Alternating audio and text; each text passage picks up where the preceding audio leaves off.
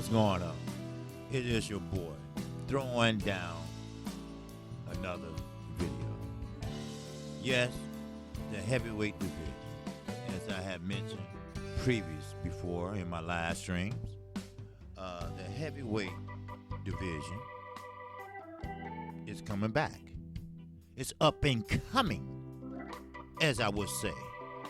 It has been resurrected, as I would say. But is it because of the talent? The very raw talent that it has. I'm talking about the Wilder versus the Effie Ajaba. The up and coming rising heavyweights versus the veteran heavyweights. In between, there are talent there. But we must understand this. Will they actually eventually fight each other? Now, sure, you have Ortiz and Wilder. You have Wilder and Fury. I mean, do Deontay Wilder have to do the heavy lifting to make the heavyweight division great? Have he done the heavy lifting to make the heavyweight division great? Has Anthony Joshua done his part to make the heavyweight division great? I say no. Now, I'm not being biased. But let's take a look and analyze this shit. You have to understand, Anthony Joshua fought to Khan. I mean, look who all he, Charles Martin, look who all he fought. Compared to who Deontay Wilder fought. He knocked out more people than Anthony Joshua fought. He carried the weight in the heavyweight division. Now, are we talking about greed? Or are we talking about on pure talent? Now, in my eyes, I see both. I see pure talent in Anthony Joshua. I see pure talent in Effie Ajaba. I see pure talent in Joe Joyce. I see pure talent in Deontay Wilder. But I see greed in Tyson Fury. See, I see greed in Dominic Brazil. He knew he couldn't beat Deontay Wilder. He talked more shit than he did in the ring. He only lasted one round in the ring. But he talked a good 2 weeks of shit. If you add it all together, KQKC, I keep it real. I keep telling you all, I'm not gonna bite my tongue for some shit that is real and what's happening into the sport of boxing, the sweet science. Now, let's analyze this shit some more. Deontay Wilder has never, ever backed out of a fight. He had never backed out of a challenge. He had chased Anthony Joshua 3 motherfucking years. But now that Anthony Joshua reputation has been diminished, his reputation has been lessened, his reputation has been taken over by Deontay Wilder, a young man from Tuscaloosa, Alabama. A young man with an unorthodox style. One that's not too favorable by, but it gets the job done. As I said before, no one said anything about Sean Porter unorthodox football style boxing. But when you're knocking out 40 motherfuckers, then you got a problem. You got a problem. You got a problem not with the public. You got a problem with your own fighters. Your own peers. Your own co-workers. Your own ones supposed to have your back no matter what happens. This is real, people. Goes to heavyweight, goes boxing. We have seen this movie before. And we have to understand it. Like all my videos, I give you the commentary, then I give you what they say. You know, shout out to the fight hypes. Shout out to the boxing scenes. Shout out to the LDBC. That's new media. That's new media. We don't bite our tongues. See, the promoters don't want to hear the truth. The promoters don't want to be asked about the truth. The promoters tried to hide the truth. We have known that the heavyweight division had put people in positions to do well, like Anthony Joshua. They had put people in positions like Tyson Fury with greed and cherry picking. We know damn well who he'll be fighting Schwartz. We know about Schwartz. We know that he's not a formidable opponent. But I get it. I understand it. When you get knocked on your ass and you have a walking concussion, your ass is scared. Your ass won't get in there. Your ass is fucked up. I get that. But we're talking about the heavyweight division as a whole. You feel me? Do you understand me? KQKC, keep this shit real. Now, like all my videos, I give you my point of view. Then I give you their point of view. Now listen. They say greed or greatness. How will this heavyweight so-called era be compared to the other eras? No, Dominic Brazil, Andy Ruiz Jr., and Tom Schwartz are unlikely the top heavyweights. We know that. We understand that. But they might be the answer in a board game years from now. With the question, who in 2019 did the three leading heavyweights box when all the fans was for them to face each other? We've been waiting. We've been waiting a long time for Anthony Joshua and Deontay Wilder. Deontay Wilder said, be patient.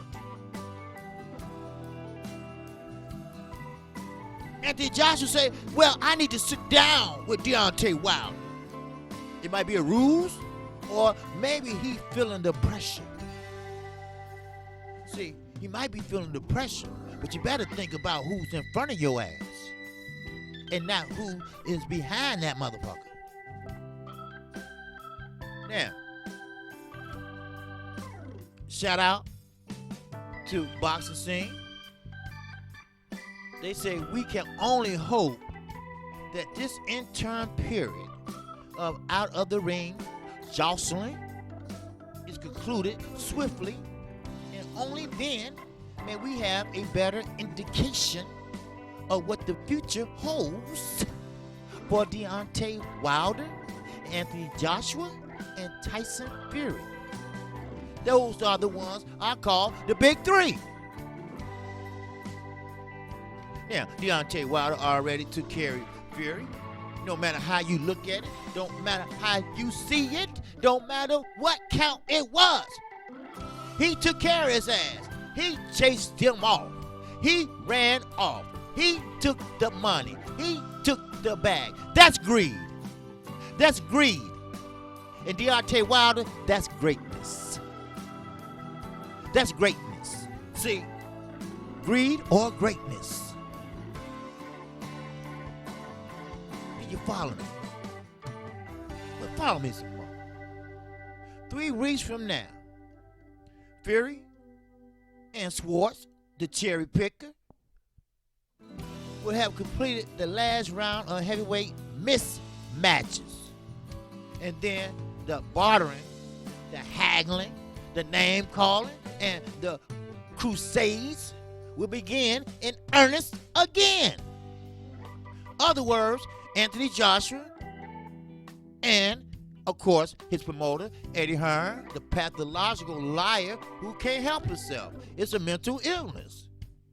We've been over this before. We have talked about this before in live streams. But it is what it is, people. I'm sorry. I have to put it and pinpoint what it is.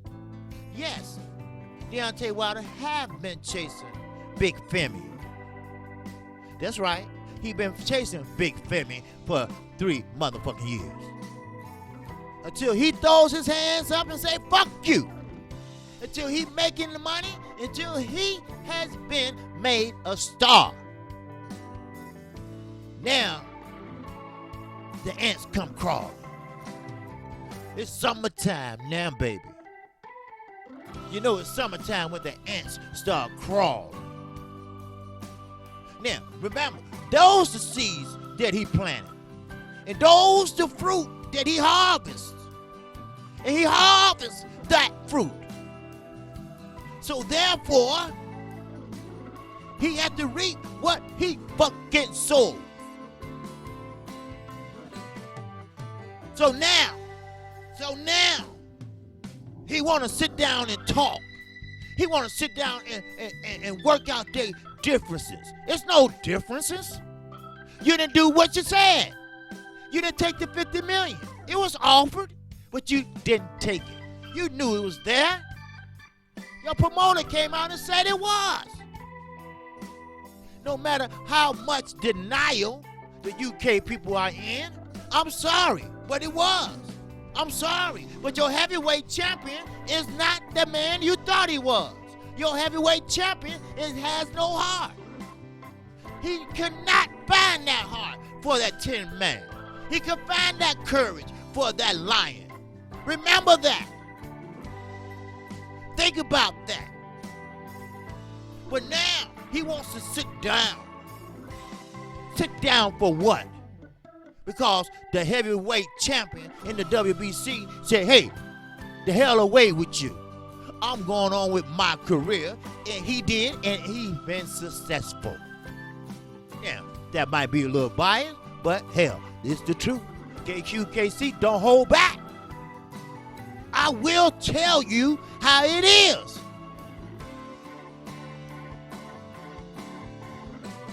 Now, they call it top 3. I call it the big 3. Seem to be only interested in circumventing their way to the pinnacle rather than taking the fastest, more direct route, which is through one another. Well, that's called greed. That's something that Tyson Fury is great at.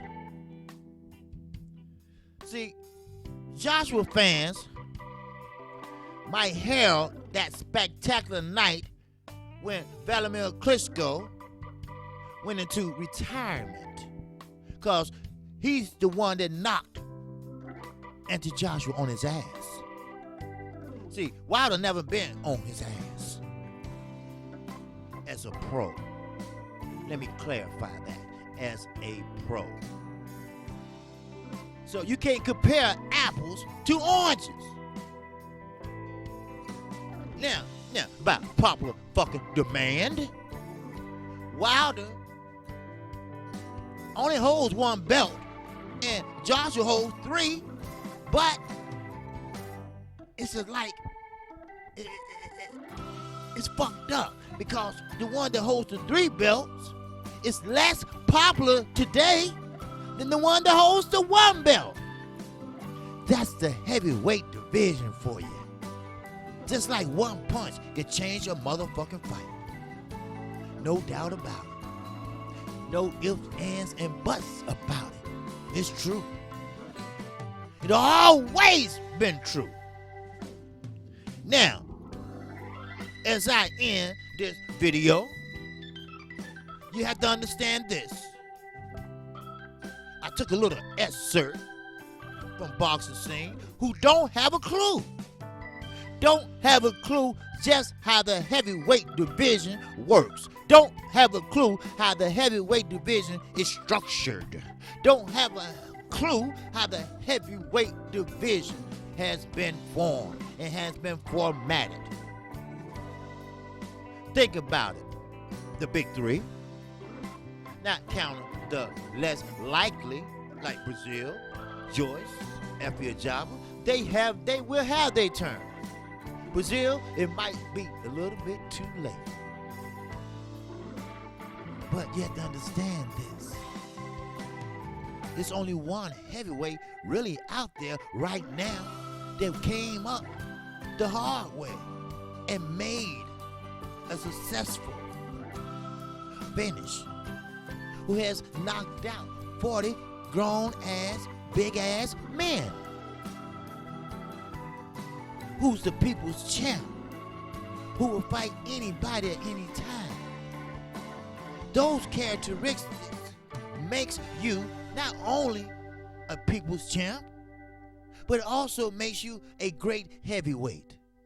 A great heavyweight don't dodge, don't run, don't cherry pick, but will fight their mandatories and will go for unifications and will fight the biggest and the baddest. We all know who I'm talking about. We all know and understand how the heavyweight division works by now. We all understand what KQ, KC is talking about. So where do the heavyweight era stands? Well, it stands like this. Deontay Wilder has been a great heavyweight story. He had came up the rough and hard way. The boxing gods picked him. He didn't pick them. He picked them. The gods picked him. And then Joshua, his fans picked him. Remember that. Tyson Fury, his height, his weight, picked his ass. See, he's 6'9", damn near 300 pounds, but not now. But remember this. I understand millennial. I understand that. But one thing about the millennial, you ain't got shit to show for it. You could talk about it till you're blue in the face, but once you have something to say, hey, here, I am the living heavyweight champion. I got 3 belts too. That's how they should make millennial be. But we get it. We understand it. We feel it. But the heavyweights today is not like the heavyweights in yesteryears. The Riddick Bowes, the Lennox Lewises. See, Muhammad Ali. Deontay Wilder is the only heavyweight standing right now that was close to the characteristics of Muhammad Ali. I hope this video give you a great understanding of what the heavyweight division holds at this present time. Oh no. Time waits for no motherfucking one. Time do not wait for no one. I'm not talking about no other weight divisions. Right now, I'm focused on the heavyweight division. And I will elaborate some more on this. But right now, I'm focused on the heavyweight division. No more cherry picking. No more wanna chase the bag. See, Deontay Wilder has reached highest peaks, highest mountains, and still climbing. Guess what? Other heavyweights want some of that. And one is Anthony Joshua. He knows what the United States offers. He knows what type of money he can make over here. He sees Deontay Wilder has surpassed him in popularity.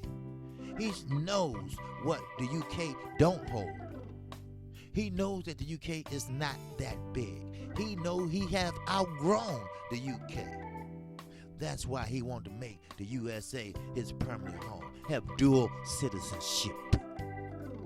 Oh, KQ, KC is not going to tell you nothing wrong. I'm going to keep it real. I'm going to keep it 100. That's right. I'm an old Chicago motherfucker. That don't bite his tongue for nobody. Gonna tell it like it is.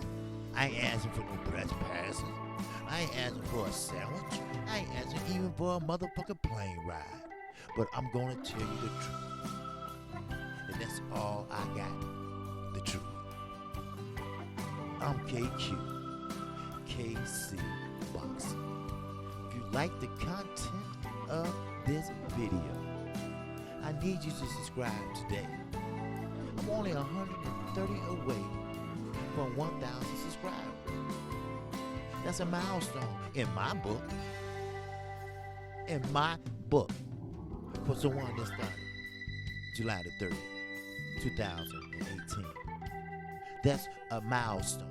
And keep in mind, hit the icon bell when you subscribe. That way you get notified each and every time I do a video or a live stream. And keep in mind, I do a daily show Monday through Friday at 12:30 p.m. Central Time. I come on right after for non-international boxing. One of my LDBC brothers, great young man. So, with that, keep in mind of OG Boxing comes on Sundays mornings at 8 a.m. Yeah, Fanon is the host. Me, yours truly, and Blood Boxing are the co-hosts. You need to check it out. 45 and older, but we're going to give you something that you never had. And that's realistic truth. KQKC, going to give you something that you never had. But keep it in mind. Subscribe. But subscribe at your own risk. I'm going to tell you what you don't want to hear. I'm going to tell you what you never heard before. I'm going to tell you not what you want to hear, but what you need to hear. That's how I roll. That's what we do at the LDBC. And shout out to the LDBC. And shout out to all my loyal subscribers. You've been great. It's been a good ride. And I'm still riding. So with that, that's all I have for you. Peace and love. And I'm on to the next one, baby.